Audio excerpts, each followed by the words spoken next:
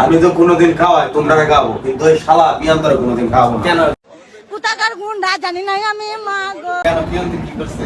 কালকে কি করছো তুমি এটা রাব্বির কাছ থেকে শুনে নাও। ভিডিওর মাধ্যমে কয়ে গেলাম পিয়ান্তর আর কোনোদিন একটা হ্যালো গাইস, সবাই শুনেন। এই আদারুল বন্ধ আমি 500 টাকা থেকে আনছি। এক লোকের কাছে 30 টাকা খাবো, এরা 40 টাকা দাবি করে। ভাই 30 টাকা 40 টাকা খাওয়াই লাগবে, 30 টাকা আমরা খাবো। 40 টাকা কইছে খাওয়া লাগে, আপনি কি 40 টাকা ভাই দুইজনে দুইটা পিঠা খাইলে কি বাজার পিঠা খাওয়া যায়? চারটে পিঠা খাওয়া এরা যায়? বলছে 40 তুই টাকা টিহাটা দিতে আগে, তুই টিহাটা দেওয়ার সময় দেখবি 500 টাকা দিয়ে দিছি বুঝি ভাই। খাওয়াই নাই ও খাওয়া না টিহা হয়ে গেছে গা। এটা তুই ভালো করছ না তুই আমি 3টার বিল দিয়ে দিতাম, তারা কই লাগতো না, রাতে লাগতো না। আর কি আমার তুমি রাত্রিরে ফোন করো, ব্যবহারটা কি হচ্ছে? তুমি পিঠা টাকা আছে না? ঠিক আছে রাতে আমি কল দিতাম। এটা না, তুমি পিঠা টাকা আছে না? ওরে জিজ্ঞেস করে দেখা কি ব্যবহারটা করছে।